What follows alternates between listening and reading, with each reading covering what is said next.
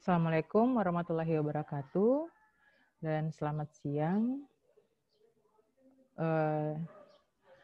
Jadi kalian yang menyaksikan video perkenalan ini adalah mahasiswa yang akan mengikuti kelas bersama saya. Jadi perkenalkan, nama saya adalah Amanda Lahadi. Saya akan membawakan kelas yang umumnya itu adalah mata kuliah yang terkait dengan matematika. Jika ada mata kuliah lain itu hanya beberapa saja yang bukan mata kuliah matematika. Oke, sebelum kita masuk ke dalam pembahasan lebih lanjut, di sini kita akan membahas tentang kontrak perkuliahan. Jadi kontrak perkuliahannya itu bisa kalian akses di Classroom yang sudah Ibu sediakan. Di situ kalian bisa membaca dengan seksama apa saja peraturan-peraturan yang ada dan harus diikuti baik oleh dosen maupun mahasiswa selama perkuliahan berlangsung. Poin penting dari kontrak ini atau poin utama yang harus kalian lakukan dengan baik adalah melaksanakan kewajiban sebagai mahasiswa agar kalian bisa mendapatkan hak sesuai dengan yang seharusnya ketika kalian selesai mengikuti perkuliahan ini. Jika ada yang ingin tanyakan terkait kontrak perkuliahan, kalian bisa sampaikan dalam diskusi di Classroom. Oke, selanjutnya Ibu akan membahas tentang beban belajar yang diberikan kepada mahasiswa per mata kuliah. Jadi beban belajar mahasiswa itu diberikan dengan sistem SKS atau Satuan Kredit Semester. Nah, di sini kalian sebelum mengikuti perkuliahan harus memahami ketika kalian mengambil mata kuliah dengan jumlah SKS tertentu, apa-apa saja proses perkuliahan yang harus kalian lakukan. Karena pengalaman Ibu banyak sebelum ini mahasiswa yang mengeluh ketika pada saat mereka mengikuti perkuliahan dan mendapatkan beban belajar yang mereka rasa berlebihan. Padahal kenyataannya itu sebenarnya bukan berlebihan, tapi sudah sesuai dengan apa yang harus mereka lakukan selama 1 semester. Nah, berdasarkan peraturan dari Standar Nasional Pendidikan Tinggi pasal 19 yang dimaksud dengan 1 SKS itu adalah beban belajar sebanyak 170 menit per minggu. Ya. Di mana 170 menit itu dia terbagi menjadi 3 kegiatan, yaitu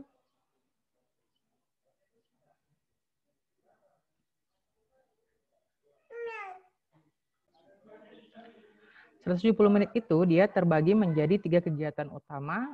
Kalau misalnya bentuk perkuliahan kita ambil itu adalah bentuk responsi atau kuliah tatap muka, seperti yang akan kalian jalani pada perkuliahan bersama saya. Jadi itu terbagi menjadi 3, yaitu 50 menit untuk tatap muka, 60 menit untuk penugasan terstruktur, dan 60 menit untuk kegiatan mandiri. Nah, kalau kalian ambil mata kuliah yang jumlahnya 3 SKS misalnya, itu model pembelajarannya seperti apa bebannya kalian? Kita akan lihat.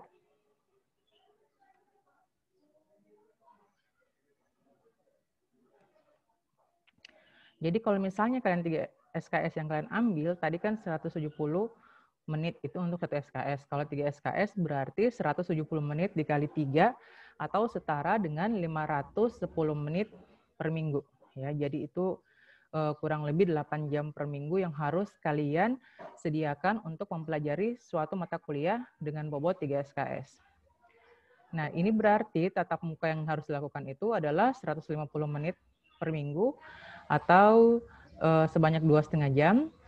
Terus ada penugasan terstruktur sebanyak 180 menit per minggu atau sebanyak 3 jam.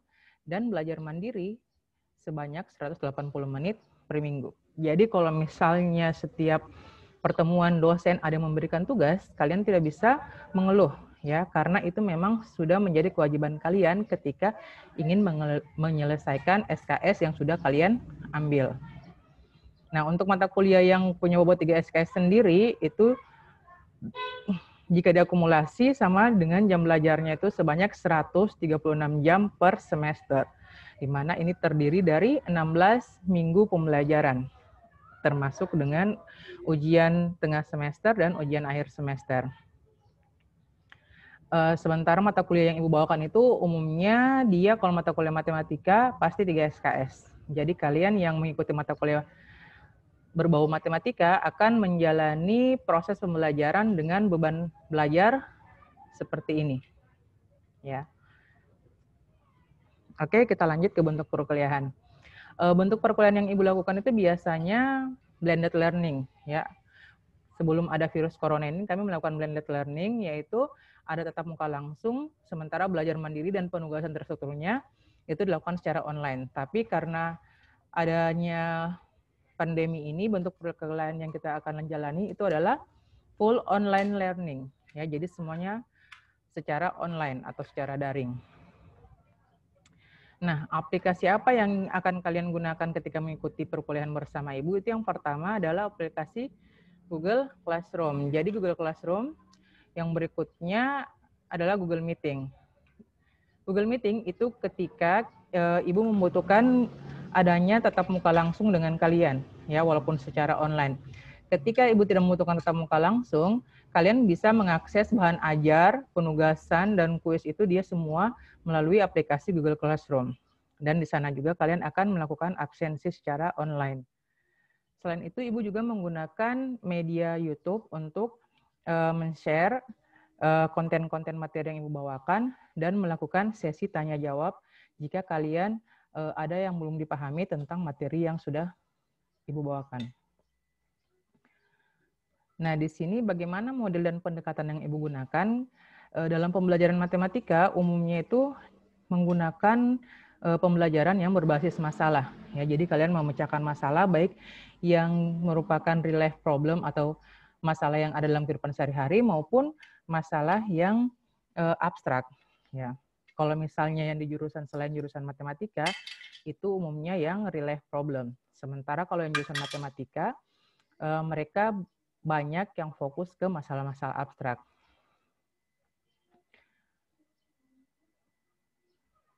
Selain dari pendekatan berbasis masalah tadi, Ibu juga membuat beberapa proyek-proyek kecil yang digunakan, yang dilaksanakan baik secara individu maupun kelompok.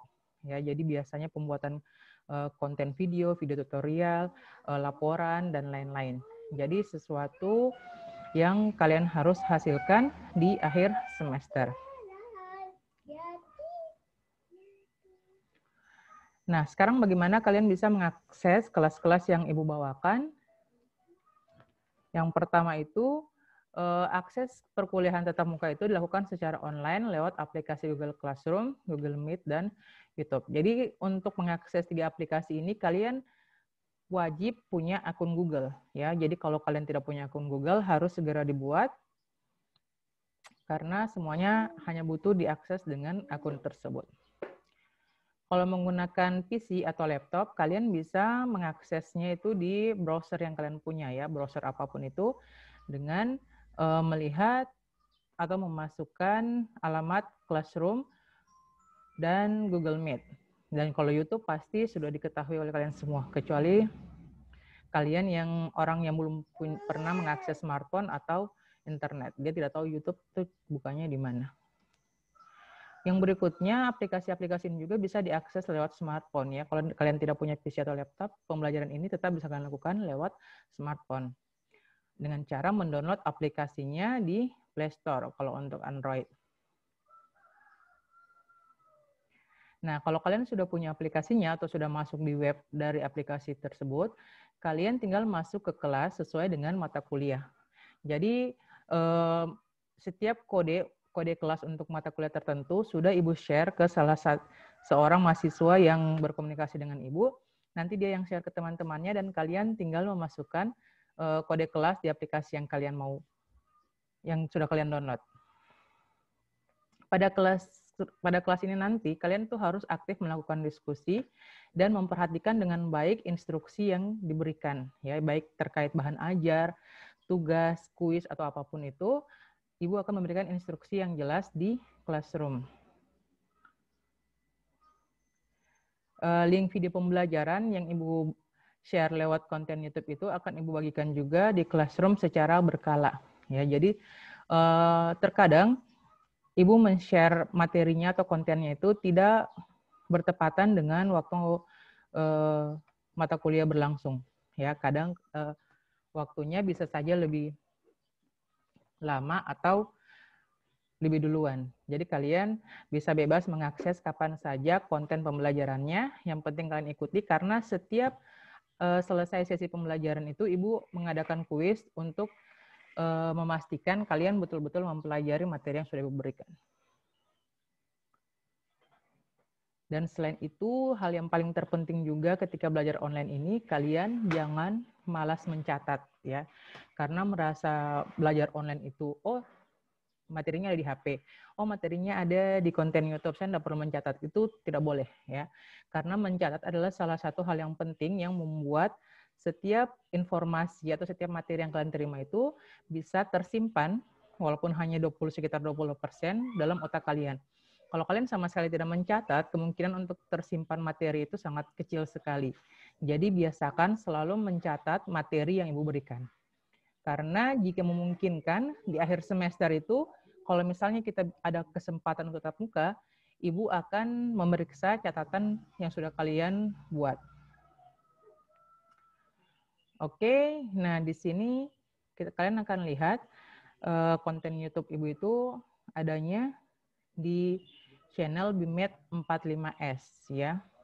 Kalian tinggal search di YouTube, search nama channelnya Bimet 45S. Setelah itu kalian buka,